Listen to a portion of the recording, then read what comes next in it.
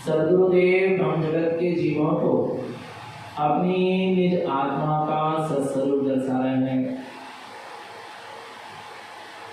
अविरत सम्यक दृष्टि श्रावक किस तरह मोक्ष के मार्ग में आगे बढ़ता है, उस हेतु से गुरु महाराज ने श्री श्रावकाचार्य जी ग्रंथ लिखा।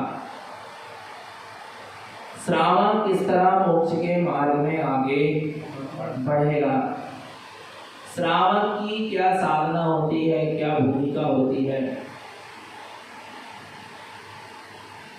गुरुदेव मंगलाचरण में कहते हैं और प्रतिज्ञा करते हैं 14 नंबर की गाथा में, देवं गुरुं श्रुतं वन्दे ज्ञानेन ज्ञानालंकृतं बोधामि श्रावकाचार्यं अविरतं सम्यक् निष्ठितं।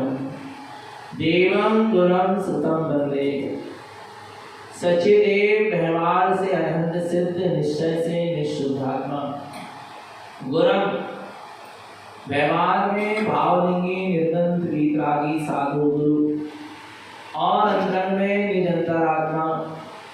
श्रुतम व्यवहार में जिरवाणी सच्चे शास्त्र, और अंतरंग में शुद्धि का जागरण।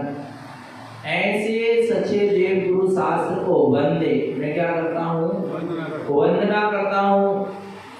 ज्ञानेन ज्ञानालंकृतम्, ये देव गुरु शास्त्र ज्ञान से क्या है, अलंकृत है। और मेरा ज्ञान भी अपने ज्ञान स्वभाव से अलंकृत हो जाए। ज्ञानेन ज्ञानालंकृतम्, मेरा ज्ञान अपने ज्ञान स्वभाव से अलंकृत हो जाए। भोक्ष्यामि श्रावकाचार्यम्, इसके लिए मैं श्रावकाचार्य जी ग्रंथ को कहूँगा। किसके लिए कहूँगा, किसके लिए आ रहा है, ज्ञानेन ज्ञानालंकृतम्, मेरा ज्ञान ज्ञान स्वभाव से क्या हो जाए, अलंकृत हो जाए। क्योंकि सम्यक दर्शन तो हो गया, अर्थात निज आत्मा का अनुभूति उस श्रद्धान तो हो गया, सच्चा श्रद्धान तो हो गया, हमें हमारे साथ का निर्णय तो हो गया। पर अब उस ज्ञान में शुद्धात्मा से मेरा ज्ञान क्या हो जाए, अलंकृत हो जाए। उसके लिए भोक्ष्यामि श्रावकाचार्यम्, श्रावकाचार्य जी ग्रंथ को क्या करूंगा, कहूंगा। अविरतं सम्यक् दृष्टितम्, किसके लिए, अविरत सम्यक दृष्टि के लिए। अविरत सम्यक दृष्टि 14 गुण स्थान रखती, जिसकी 4 दंतानुबंधी कसाय और 3 मिथ्या, ये 7 प्रकृति का विच्छेद हो चुका है। वो सम्यक दृष्टि ज्ञानी का ज्ञान ज्ञान में अलंकृत हो जाए, उसके लिए ये श्रावकाचार्य है। ये श्रावकाचार्य जी में गुरुदेव 18 क्रियाओं का वर्णन करेंगे। तो 18 क्रिया के पालन की बात करेंगे, पर 18 क्रिया का पालन की जो बात करेंगे वो 18 क्रिया के पालन के लिए 18 क्रिया के पालन की बात नहीं है। काय के लिए 18 क्रिया को क्यों पालना है? ज्ञानेन ज्ञान, ज्ञान ज्ञान से क्या हो जाए? अलंकृत हो जाए। लक्ष्य वो है 18 क्रिया साधन, पर लक्ष्य क्या है? ज्ञानेन ज्ञान अलंकृतम, मेरा ज्ञान अपने ज्ञान स्वभाव से क्या हो जाए? अलंकृत हो जाए। इस श्रावकाचार्य जी ने गुरुदेव व्रती श्रावक की 11 प्रतिमाओं का वर्णन करेंगे, 11 प्रतिमाओं को पालने की बात कहेंगे। तो 11 प्रतिमाओं को पालने के लिए 11 प्रतिमा नहीं की जाती। 11 प्रतिमाओं का पालन किस लिए किया जाता है? ज्ञानेन ज्ञान, मेरा ज्ञान अपने ज्ञान स्वभाव से क्या हो जाए? और देखो 18 क्रियाओं को पालकर 11 प्रतिमाओं का पालन करके यदि हमारा ज्ञान अपने ज्ञान स्वभाव से अलंकृत नहीं हो रहा, तो वो आपकी 18 क्रियाएं और 11 प्रतिमाएं का फल आपको अभी मिल नहीं रहा। आ रहा है समझ में? साधु का भी, यहाँ साधु की क्या चर्या होती है उसका भी गुरु महाराज यहाँ क्या करेंगे? वर्णन करेंगे। श्रावक के 6 आवश्यक कार्य का भी वर्णन करेंगे। पर 6 आवश्यक कार्य को श्रावक क्यों पाले? 6 आवश्यक के पालन के लिए 6 आवश्यक का पालन नहीं किया जाता।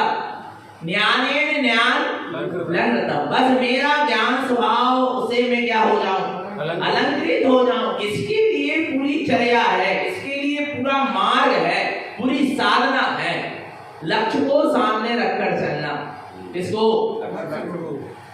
लक्ष्य को क्या करके चलना? सामने रखकर चलना। आ रहा है भगवान आत्मा। यदि हम सिंचन कर रहे हैं पानी का, तो क्या होना चाहिए? क्या होना चाहिए? फसल आना चाहिए ना, ऊपर बढ़ना चाहिए ना, अंकुरण होना चाहिए, पौधा बनना चाहिए, वृक्ष बनना चाहिए, उसमें फल लगना चाहिए। और आप पानी डाल रहे हैं और आपको क्या नहीं मिल रहा? फल नहीं मिल रहा। माने कहीं ना कहीं तो क्या है? कमी है, गलती है। और क्या गलती है कि बीज ही नहीं है। तुमने बीज ही नहीं डाला है और पानी डालते चले जा रहे हो, इसलिए आपको ना अंकुरण हो पा रहा है, ना फसल मिल पा रही है, ना पौधा बन पा रहा है, ना वृक्ष बन पा रहा है, ना उसमें फल लग पा रहा है, ना फूल लग पा रहा है, कुछ नहीं लग पा रहा। क्यों? क्योंकि क्या नहीं है? बीज ही नहीं डाला है। बिना बीज के पानी डालने से कुछ होने वाला नहीं। इसलिए सबसे पहले अविरतम सम्यक दृष्टितम, सबसे पहले सम्यक दर्शन का क्या डालो? बीज डालो। मैं आत्मा, शुद्धात्मा, परमात्मा ही हूँ, ऐसा निर्विकल्प स्वानुभूति युक्त श्रद्धान का क्या डालो? बीज डालो। उसके बाद पूरी साधना का सिंचन करो। 11 प्रतिमाओं का, श्रावक की 18 क्रियाओं का, 6 आवश्यक कार्य का, साधु पद की साधना का, अणुव्रत का, महाव्रत का, त्याग, तपस्या आदि का क्या डालो? इनसे सिंचन करो तो फल क्या होगा? मिलेगा। और बीज है ही नहीं सम्यक दर्शन रूपी, आत्मा के श्रद्धान रूपी बीज है ही नहीं, सही निर्णय रूपी बीज डले ही नहीं। और तुम कितना ही साधना का क्या करते रहो? सिंचन करते रहो, कुछ फल मिलने वाला नहीं। आ रहा है भगवान आत्मा। यहाँ वही बात चल रही है। अब आगे गुरुदेव बता रहे हैं अविरत सम्यक दृष्टि के लिए सबसे पहला कर्तव्य बता सकता है कोई? क्या है सबसे पहला कर्तव्य? अविरत सम्यक दृष्टि के लिए सबसे पहला कर्तव्य, उसके जीवन में सबसे पहले क्या दिखेगा? संसार शरीर भोगों से अरुचि दिखेगी। क्या दिखेगी?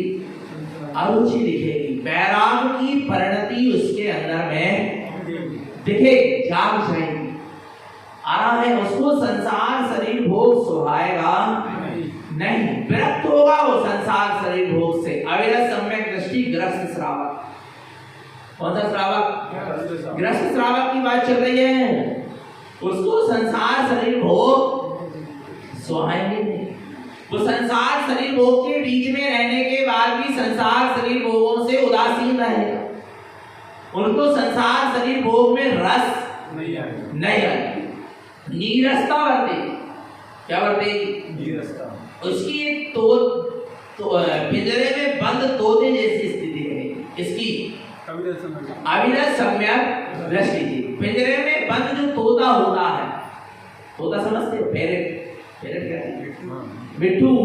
हाँ, शुद्ध बात। आ रहा है भगवान आत्मा बिट्टू आ रहा है। वो जो छोटा होता है वो पिंजरे में क्या होता है? पर छटपटाता है, उसको वो पिंजरा सुहाता आ रहा है। चाहे वो पिंजरा लोहे का हो और चाहे सोने का हो। लोहे का पिंजरा माने पाप का पिंजरा, उसमें भी यदि पाप के उदय के बीच में भी सम्यक दृष्टि है तो उसको वो सुहाता नहीं है। आ रहा है। और सोने के पिंजरे में भी यदि तोता हो तो वो सोने के पिंजरे का बंधन भी तोते को सुहाता। ऐसे पाप का पुण्य का उदय रूपी सोने का पिंजरा भी हो सम्यक दृष्टि ज्ञानी के जीवन में, तो वो पुण्य का उदय भी उसको सुहाता नहीं। उसको क्या सुहाता है कि बस मैं इस बंधनों से, इस पुण्य पाप के बंधनों से क्या हो जाऊं? मुक्त हो जाऊं। आ रहा है। तो भी जैसी स्थिति होती है किसकी? सम्यक दृष्टि की। अब यह सम्यक दृष्टि रह तो रहा है घर रूपी पिंजरे में, कर्म रूपी पिंजरे के बीच में, संसार शरीर भोगों के रूपी पिंजरे के बीच में, पर वो चाहता है कि कब ये संसार शरीर भोग क्या हो जाए? छूट जाए। यही अवरस सम्यक दृष्टि की क्या है? पहचान है। क्योंकि अवरस सम्यक दृष्टि ने ना अभी सफेद कपड़ा पहना है, ना व्रती का वेश धारण करा है, ना साधु का वेश धारण करा है। उसकी अंदर की मिथ्या मानता क्या हो चुकी है? छूट चुकी है। व्यवहार में उसको सच्चे देव सास का दृढ़ श्रद्धान दिखेगा और उसको संसार शरीर भोगों से क्या दिखेगी? विरक्ति दिखेगी, अरुचि दिखेगी। आ रहा है समझ में? और समझना सच्चे देव सास का श्रद्धान तो बिना अनुभूति वाले जीव के जीवन में भी दिख सकती है। क्या क्या बोले? जिसको आत्मा की अनुभूति नहीं हुई, निश्चय सम्यक दर्शन नहीं हुआ, उसके जीवन में भी सच्चे देव गुरु शास्त्र का क्या दिख सकता है? श्रद्धान दिख सकता है। पर संसार शरीर भोगों से अरुचि नहीं दिख सकती। संसार शरीर भोगों से अरुचि तो निश्चय सम्यक दर्शन निज आत्मा की जिसने अनुभूति किया है उसके जीवन में ही संसार शरीर भोगों से क्या दिखेगी? अरुचि। ध्यान रखना। आ रहा है। तो कैसे पहचान करें? बस ये पहचान है अविरत सम्यक दृष्टि की, इसके जीवन में सम्यक दर्शन है क्या? नहीं। उसको सबसे पहले सच्चे देव शास्त्र का क्या होगा? श्रद्धान होगा। और अंतरंग में भगवान आत्मा जहां उसको आत्मा की अनुभूति होगी, फिर उसको संसार शरीर भोग रुचेंगे नहीं। संसार शरीर भोग से क्या होगी? अरुचि होगी। संसार शरीर भोग उसको बिल्कुल किंचित मात्र भी क्या नहीं करेंगे? पता कैसे नहीं सुहाते? जैसे आंख में किरकिरी आ जाए, जरा सी क्या आ जाए? कचरा आ जाए तो क्या नहीं होता? बोलो ना। कब तक? जब तक क्या ना हो जाए तब तक छटपटाहट लगी रहती कि ये कचरा क्या हो जाए? निकल जाए। ऐसे ही अविरत सम्यक दृष्टि ग्रस्त श्रावक को चैन नहीं पड़ती कब तक? जब तक उसके पाप विषय कसाय छूट कर वो निर्गंध दिगंबर वीर रागी साधु न हो जाए, तब तक उसको चैन नहीं पड़ती। आरा भगवान आत्मा उसको वो कचरा संसार शरीर भोग का कचरा कर नहीं होता, सुहाता नहीं है। बिलाई उसको रहना पड़ रहा है उसके बीच में। आरा भगवान आत्मा निरंतर दिनों दिन उसकी विरक्ति बढ़ती चली जा रही है। कायम मन से विरक्त नहीं होता, ज्ञान वचनों से विरक्त नहीं होता, काया से विरक्त नहीं होता। सम्यक दृष्टि ज्ञानी का ज्ञान विरक्त होता है। क्या विरक्त होता है? ज्ञान। ज्ञान समझ में आ रहा है? सम्यक दृष्टि ज्ञानी का क्या? ज्ञान विरक्त होता है। ज्ञान का मतलब समझ में आया? ज्ञान विरक्त। ज्ञान को अभी ये संसार शरीर भोग क्या नहीं हो रहा है? सुहा नहीं है। किसको नहीं सुहा है? क्योंकि ज्ञान को अपना आत्म स्वभाव क्या होने लगा? सुहाने लगा। इसलिए अब संसार शरीर भोग नहीं सुहा है।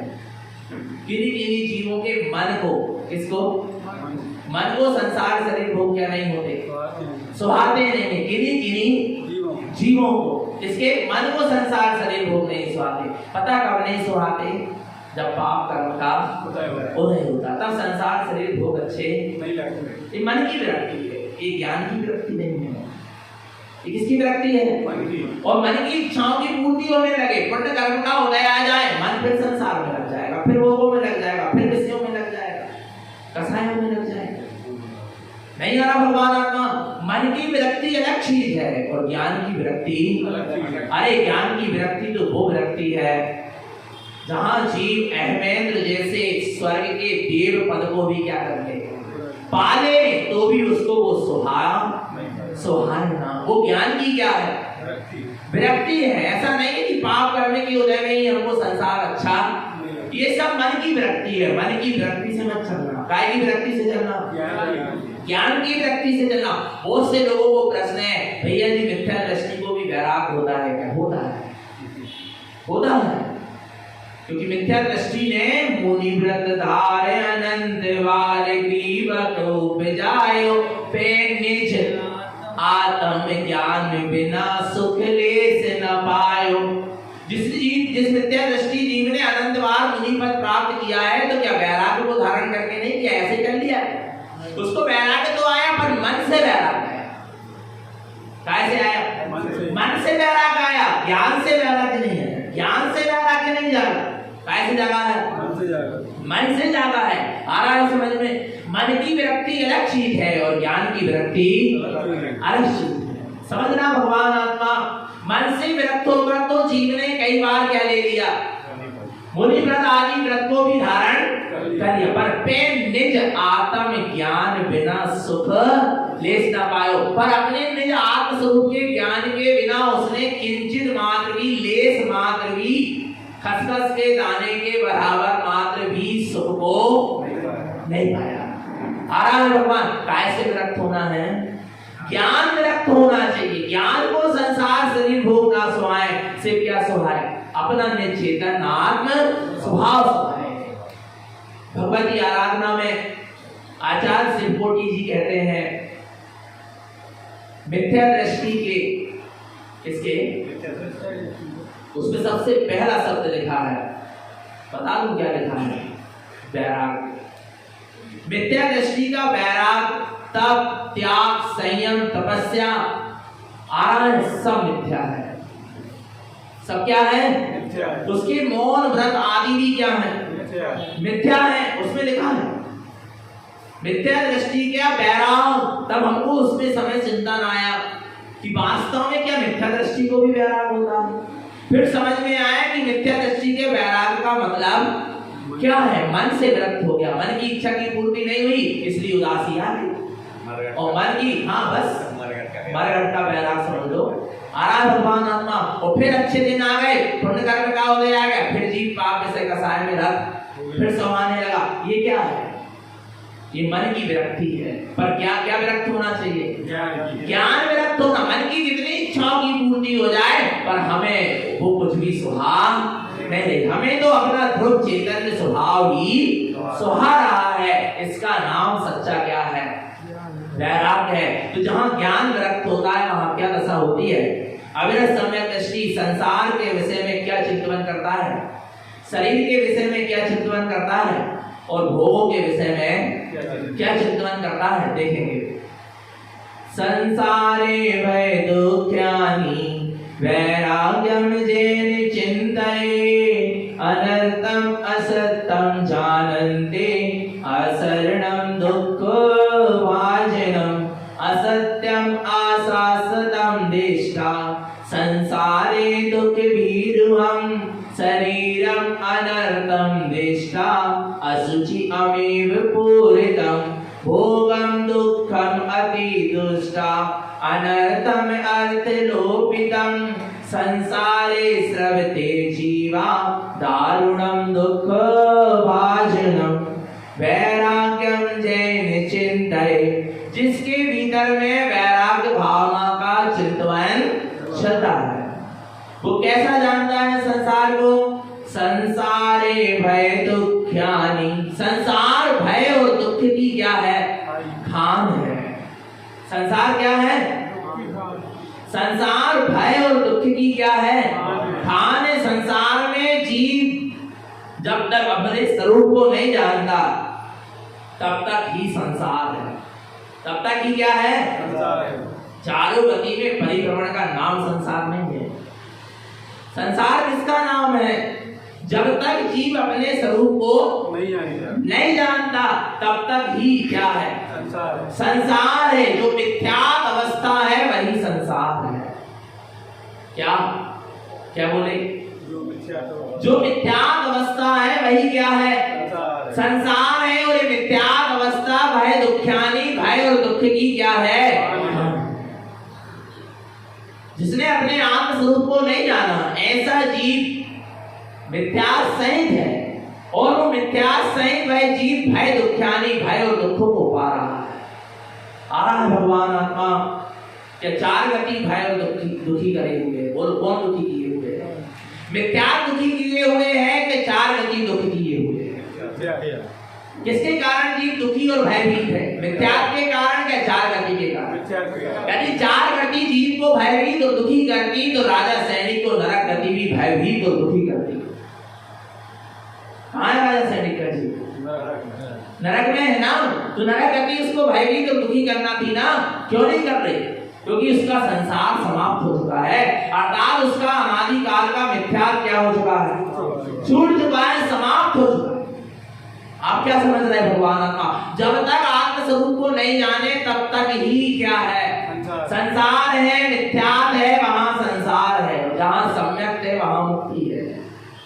सीधी सीधी सी बात है। तो संसारे भय दुख्यानी, संसार भय और दुख की क्या है? खान है। कौन? संसार आ रहा है। लग रहा क्या नहीं लग रहा? हमें तो अभी संसार भय और दुख की खान नहीं लग रही। संसार तो कैसा लग रहा है? सुख की खान, सुख का सागर। कैसे छूटे? जो दुख का सागर है वो काय का सागर लगने लगा? सुख का सागर लगने लगा। पर तुम्हारे सुख के तुम्हें सुख का सागर लगने से संसार सुख का सागर नहीं हो जाएगा। अच्छा अच्छी कठोर सी बात बोले ये ना बोले हैं? बोल दे। कुकर होती ना, कुकर देखा? सुअर अच्छे स्वादिष्ट व्यंजन उसके सामने रखो, बोलो ना उसको कैसे लगते?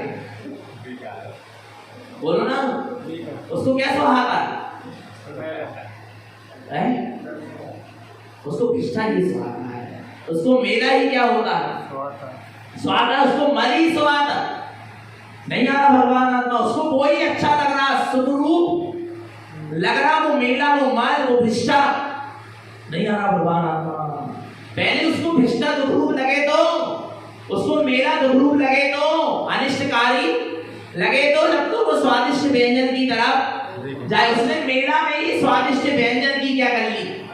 कल्पना कर लिया। आ रहा है तो कैसे व्यंजन को प्राप्त करेगा स्वादिष्ट? ऐसे जिस जीव ने संसार में ही सुख की कल्पना कर लिया है, आ रहा है संसार ही जिसको सुख का सागर लग रहा है, वो क्यों संसार को छोड़ेगा और क्यों सच्चे सुख आत्म स्वभाव की ओर जाएगा? बोलो भगवान आत्मा। हमारी दशा ऐसी तो नहीं हो रही। चिंतन करो, अंदर में विचार करो। चेतन आत्मा आचार्यों ने ऐसे ऐसे शास्त्रों में क्या दिए? उदाहरण दिए कि जीव को जैसे बने वैसे लग तो जाए, पर लग ही नहीं। क्या नहीं हो रही बात? नहीं लग रही। आहा भगवान आत्मा जिया तेरी छाती पत्थर की।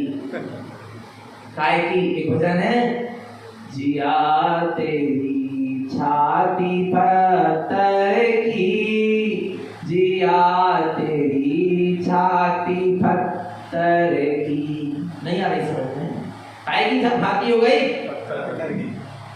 कुछ असर है ही नहीं होगा।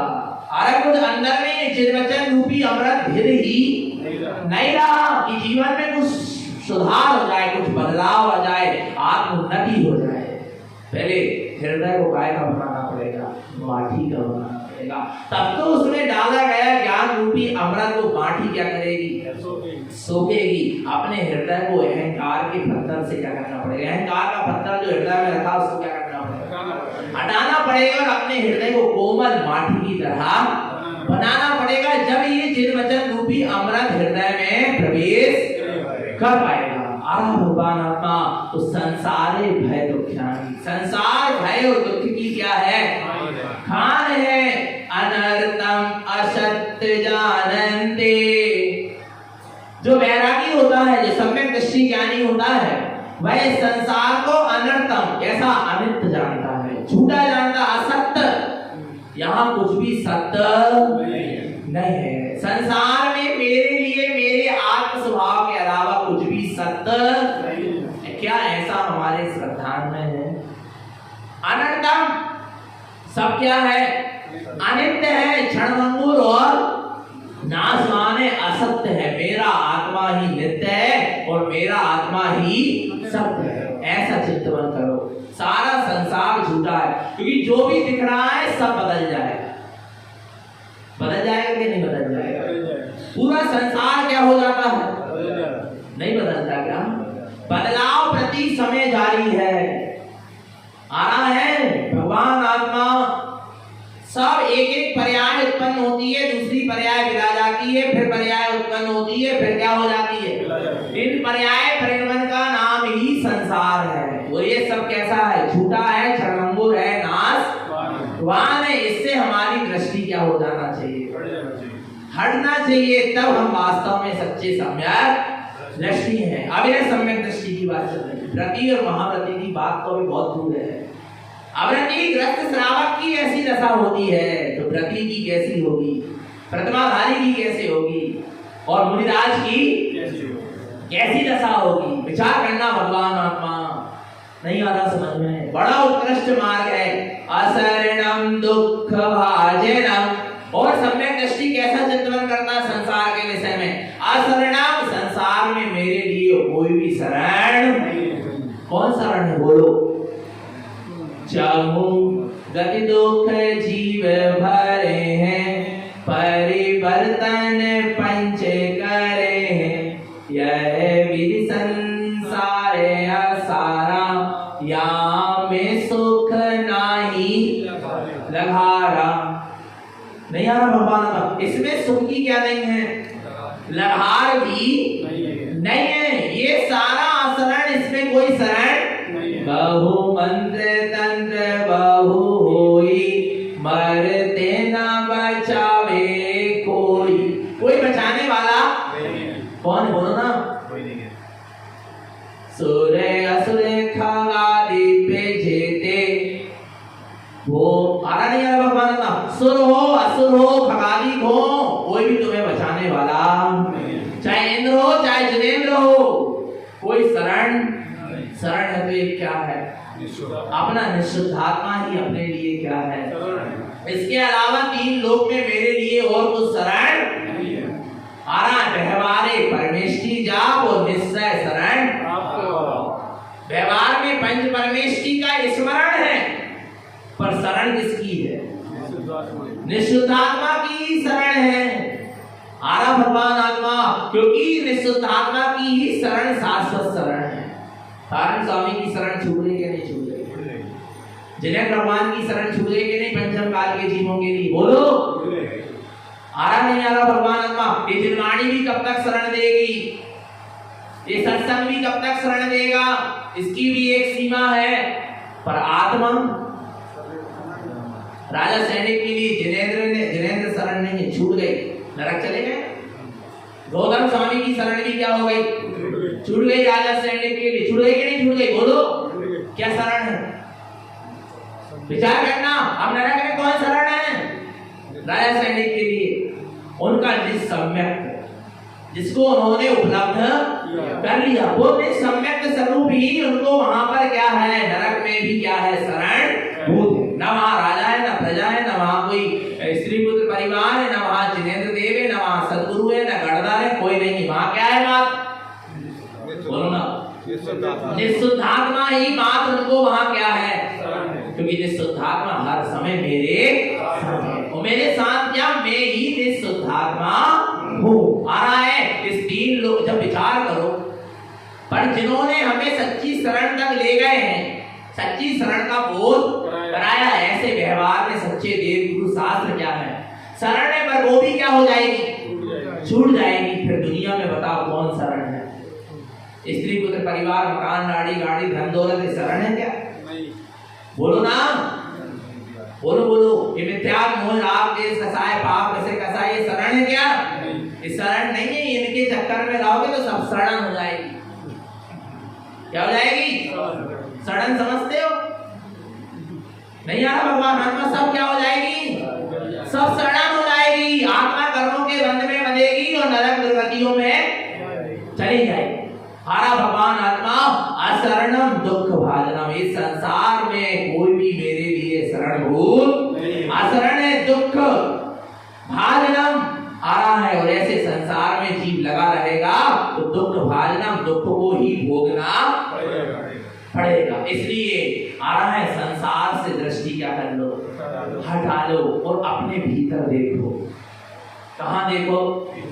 अपने भीतर के संसार को देखो। किसके संसार को? कौन से संसार को? भीतर के संसार को देखो। आनंद दर्शन है, आनंद ज्ञान है, आनंद सुख है, आनंद वीर है, रत्नात्रय है, केवल ज्ञान है। आरा भगवान आत्मा अपने भीतर का संसार को देखो। फुर्सत ही नहीं है। जिसकी भीतर के संसार पर दृष्टि चली गई उसकी फिर बाहर के संसार पे दृष्टि नहीं जा सकती। अनंत आनंद है, अनंत सुख है, अनंत शांति है, परमानंद है। तुम देखो तो भीतर आ रहा है। जो अपने आत्म स्वरूप की ओर दृष्टि कर लेगा उसकी फिर संसार की तरफ दृष्टि नहीं जा सकती। और भगवान आत्मा संसार का विचार भी आएगा तो संसार भिन्न ही नजर आएगा। कैसा नजर आएगा? भिन्न ही नजर आएगा। क्योंकि अंदर में परम भेद विज्ञान की कला क्या हो गई है, जाग गई है। तो इस तरह सम्यक दृष्टि ज्ञानी संसार से क्या होता है, विरक्त होता है। अब आगे शरीर के बारे में कह रहे हैं। असत्यम अशाश्वतम दिष्टा संसारे दुख भीरुवम शरीरम अनर्थम दिष्टा असुचि अमे विपूरितम। शरीरम अनर्थम दिष्टा, शरीर कैसा है? अनर्थ, अनित्य है। नित्य है क्या? बोलो नहीं। बोलो ना। अच्छा एक चीज बताओ, आप 5 साल के थे जब आपके पास जो शरीर था वही शरीर अभी है क्या? नहीं। पर्याय क्या हो गई? बदल गया। आगे पर्याय क्या हो जाएगी? बदल जाएगी। अच्छा बदल जाएगी कि बदल ही रही है? बदल रही है। प्रति समय पर्याय शरीर की क्या हो रही है? बदल रही है। बदल रही है। आ रहा है और एक क्षण ऐसा आएगा कि वो शरीर की पर्याय राख रूप में क्या हो जाएगी? हो जाएगी कि नहीं हो जाएगी? तो शरीर कैसा है? अनर्थम शरीरम अनर्थम दिष्टा। शरीर को कैसा देखो? अनित्य देखो, क्षणभंगुर देखो, नाशवान देखो। असत्यम अशाश्वतम दिष्टा, असत्य देखो, ये सत्य नहीं है। इसकी जब पर्याय सत्य नहीं है, ये कहां से सत्य हो सकता? पल पल में इसकी पर्याय क्या हो रही है? बदल रही है। बदल रही है। भगवान आत्मा ये असत्य है, अशाश्वत है, क्षणभंगुर और नाशवान है। कोई ठिकाना इसका है नहीं। भगवान आत्मा असुचि कैसा है? अशुद्ध है। कैसा है? अशुचि अमेव। इसमें कोई भी वस्तु ऐसी नहीं है जिससे मैं प्रीति कर सकूं।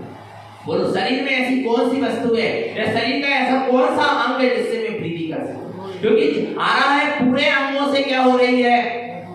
नवे द्वारे भय घिनकारी अस देह करे के मैं यारी। ये 9 द्वारों से मल ही मल क्या हो रहा है? बह रहा है। निरंतर घिनावनी वस्तु बह रही है। मल मूत्र खून विपार पीप विवाद की थैली है शरीर। इससे तू कैसे प्रीति कर सकता है? कैसे जारी कर सकता है? आ रहा नहीं आ रहा भगवान आत्मा? आ रहा है। ये सब क्या है? अशुचि अविवेक पूरितम। ये सारा अशुचि और बल से परिपूर्ण लबालब भरा हुआ है क्या? ये शरीर। इसलिए शरीर से दृष्टि क्या कर लो और नहीं हटाए शरीर से दृष्टि संसारे दुख भीरु। इस शरीर के चक्र में लगे रहे तो संसार के भयानक दुखों को क्या करना पड़ेगा? भोगना पड़ेगा। क्योंकि बार बार तुम्हें वो शरीर क्या होगा? मिलेगा। तुम जिस चीज को यदि चाहते नहीं हो दोबारा प्राप्त करना तो उससे प्रीति क्या करोगे? छोड़। आप नहीं चाहते कि दोबारा हमको ये चीज मिले, तो उससे प्रीति क्या करना पड़ेगा। और जिससे प्रीति लगा के रखोगे और सोचोगे कि ये चीज क्या हो जाए दोबारा, तो भी वो क्या होगी, क्योंकि प्रीति लगी है ना। प्रीति कर्म का बंध कराएगी। जिसको शरीर के प्रति प्रीति है, आसक्ति है, लगाव है, अपनत्व है, एकत्व है, ममत्व है, कर्तव्य है, आ रहा है, उसको बार बार क्या मिलेगा, शरीर मिलेगा। और जिसने शरीर से एकत्व, ममत्व, कर्तव्य को क्या कर दिया है, के परिणाम को छोड़ दिया है, उसको फिर दोबारा शरीर नहीं मिलेगा। बोलो ऐसा शरीर प्रिय लग रहा है? बोलो है। नो द्वार भय घिनकारी। विचार करना। अच्छा एक चीज बता, एक दादाजी का समाधि मरण हुआ, हमारे सामने की घटना है, आ रहा है, ऐसा लगा देख के विचार करना। भगवान आत्मा एक चीज लगी, शरीर का कोई भी अंग पवित्र और आत्मा कैसी है, आत्मा कैसी है, अत्यंत पवित्र है, अनंत पवित्र है क्या नहीं है बताया। आत्मा बिल्कुल कैसी है, शुद्ध है। और आपको पता आपके जीव है ना, जीव, इसमें भी आत्मा के प्रदेश है क्या नहीं है बताया। शरीर में पूरे सर्वांग में आत्मा के क्या है, प्रदेश फैले हुए, पर शरीर से कैसे हैं, भिन्न है। आराम भगवान माने इतनी पवित्र वस्तु इतनी घिनौनी चीज में रखी, तीन लोक का त्रिलोकीनाथ सिद्ध प्रभु इतने घिनौने शरीर में रखा है। अच्छा लग रहा है? बोलो ना, बोलो ना, बोलो बोलो, अच्छा लग रहा है क्या? हीरा हीरा कचरा में पड़ा अच्छा लग रहा है, हीरा नाली में पड़ा अच्छा लग रहा है, मल के ऊपर पड़ा है अच्छा लग रहा है। अच्छा हीरा नाली में गिर जाके क्या करोगे?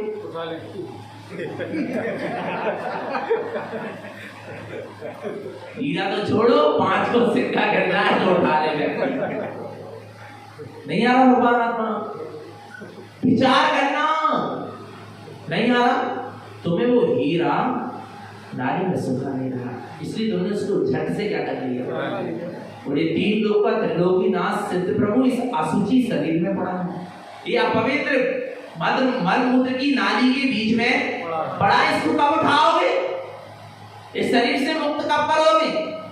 इस कचरा कूड़ा से इस तीन लोक के त्रिलोकीनाथ चैतन्य हीरे को कब अलग करोगे, कब उठाओगे? बोलो ना, लगा ही नहीं रहा ना। जीव, जीव पता है जीव, इसमें भी आत्मा के क्या है, दांत से कतर जाए जीव तो क्या लगता है, दर्द होता है ना। माने आत्मा के प्रदेश कहाँ कहाँ है। और भुगतान देखो, पूरे सर्वांग में देखो, कहाँ अशुचि अशुचि स्थान पे तब आत्मा के क्या है, काय है, किसकी भूल से है।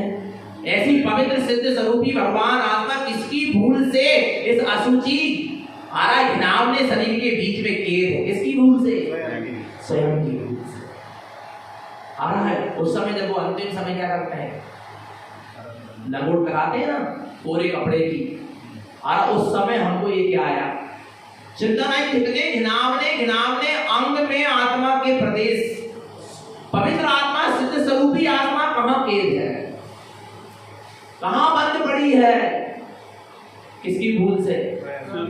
नहीं लगता कभी ऐसा? बोलो ना, आती ऐसी विरक्ति, कहाँ आई विरक्ति?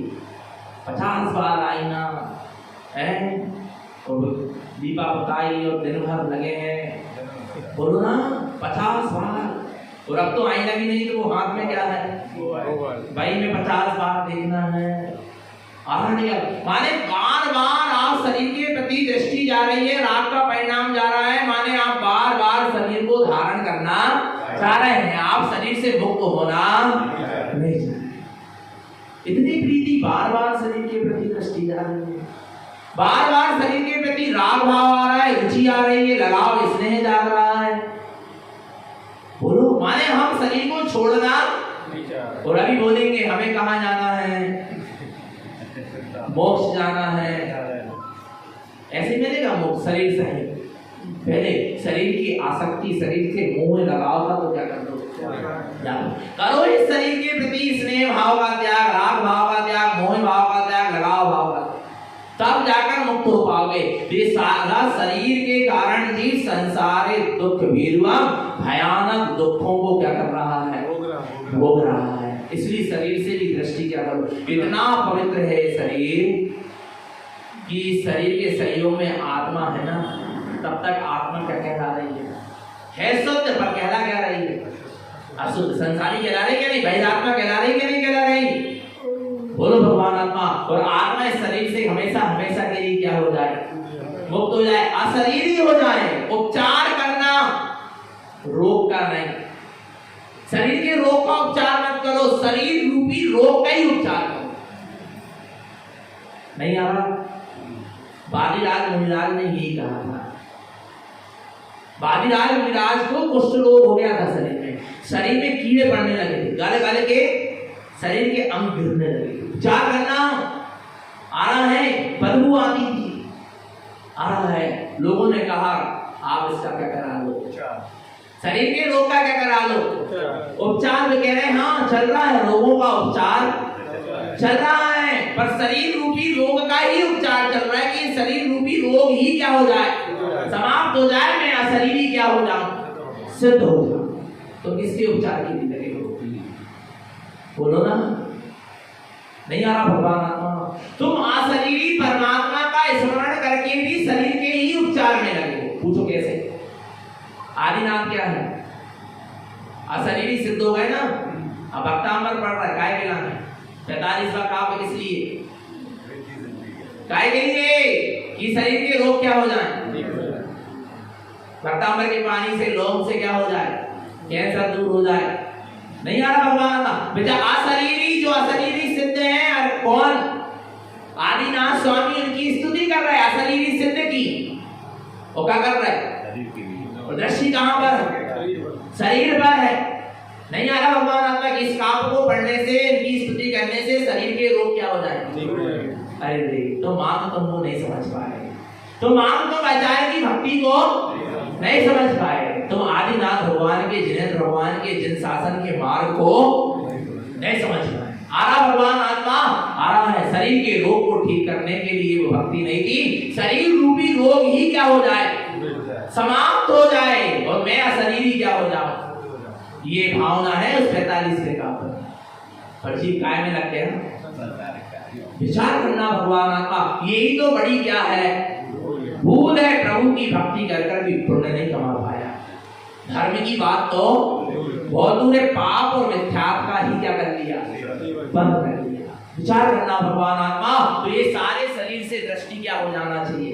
हट जाना चाहिए कि संसारे दुख भीरु, हमें शरीर के कारण संसार के भयानक दुखों को सहना पड़े। आगे देखो, भोग, तुमने भोगों को भोगा या भोगों ने ही तुम्हें भोग दिया? विचार करना, कौन किस पर हावी है? भोग तुम पर हावी है कि तुम भोगों पे हावी हो? विचार करना भगवान आत्मा आ रहा है। क्या कहते हैं? भोगम दुखम अति दुष्टा अनर्थम अर्थलोपितम संसारे स्रवते जीवा दारुणम दुख भाजनम। भोगम दुखम अति दुष्टा, ये भोग बड़े ही अति क्या है? दुष्ट है।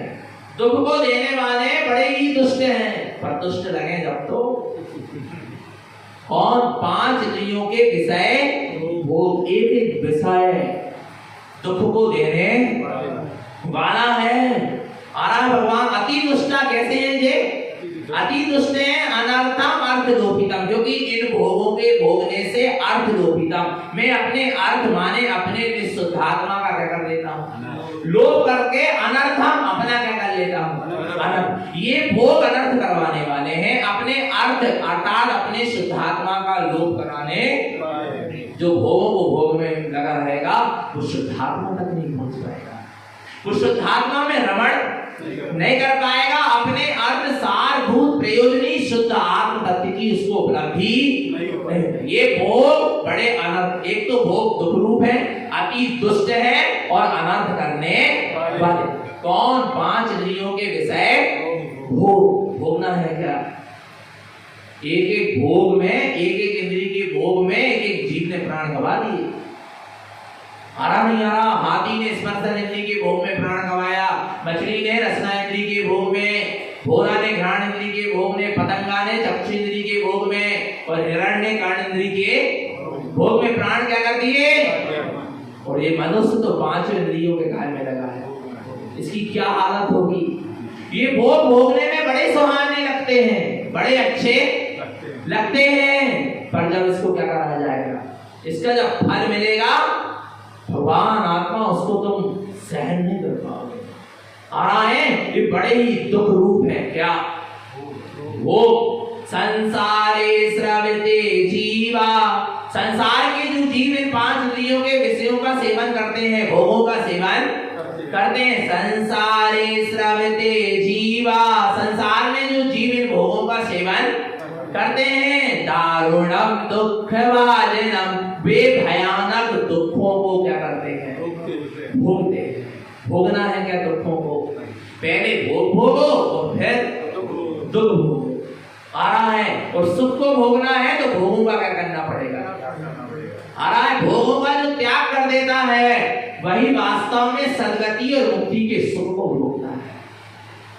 जो 5 इंद्रियों में भोगों को त्याग कर साधना के मार्ग पर चलता है, वो सद्गति माने स्वर्ग आदि के सुख को भी भोगता है और फिर आगे परंपरा से मुक्ति के सुख को भी भोगता है। और जो 5 इंद्रियों के भोगों में ही उनको भोगते भोगते मरण को प्राप्त हो जाता है, वो नरक और त्रियन जाति निगोद आदि दुर्गतियों में चला जाता है।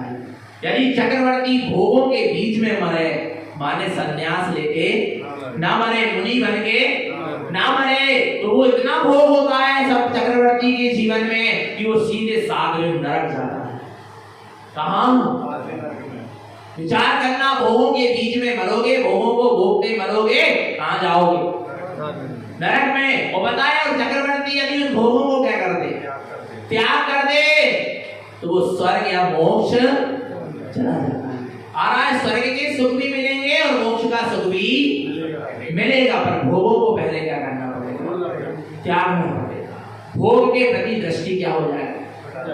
हट जाए। और नहीं तो ना स्वर्ग मिलने वाला है और ना मोक्ष मिलने वाला है। आ रहा भगवान आत्मा सारे भोगों को क्या कर दो, और सबसे पता है सारे भोग छूट जाएंगे। तुम एक चीज का भोग करना छोड़ दो जिस पर सारे भोग टिके। पता क्या? राग। पता क्या? राग पूरे भोग कराएगा। राग पड़ा है स्पर्श इंद्रिय के प्रति, इसलिए स्पर्श इंद्रिय के भोग चल रहा है। राग पड़ा है रसना इंद्रिय के प्रति, तो रसना इंद्रिय के भोग चल रहा है। आ रहा है, राग पड़ा है घ्राण इंद्रिय के प्रति, तो घ्राण इंद्रिय का भोग चल रहा है। राग पड़ा है चक्षु इंद्रिय के प्रति, तो चक्षु इंद्रिय के विषय का भोग चल रहा है। राग पड़ा है कर्ण इंद्रिय के प्रति, तो कर्ण इंद्रिय के विषय का भोग चल रहा है। राग पड़ा है स्त्री पुत्र परिवार के प्रति, तो उनका भोग चल रहा है। राग पड़ा है संसार के तरफ का, तो संसार का क्या चल रहा है? भोग चल रहा है। राग पड़ा है सो भोग चल रहा है। राग छूट जाएगा, भोग क्या हो जाएगा? तो सबसे पहले किसको भोगना छोड़ दो? राग को। जिसका राग का भोगना छूट गया, वो सारे विषयों के भोग उसके क्या हो जाएंगे? छूट जाएंगे। जिसको रस ही नहीं आ रहा कायम है, बोलो ना, सूखे गन्ने को चूसोगे? बोलो ना, क्यों नहीं चूस रहे? उसमें रस ही नहीं आ रहा ना। ऐसी दशा है किसकी? सम्यक दृष्टि जी, उसको रस नहीं आ रहा। सब सूखे गन्ने की तरह लग रहे हैं। ये क्या? 5 इंद्रिय के विषय। क्या जमाना, क्या बोलना, कुछ नहीं निकल रहा। कुछ हाथ और दांत और खराब हो जाए है, और भगवान आत्मा मुंह और दफन लगे। नहीं आई समझ में? और जबड़ा और छिल जाए पूरे। नहीं आ रहा भगवान आत्मा। ऐसे ही भोगों को भोगने से क्या मिल रहा? कुछ नहीं मिल रहा।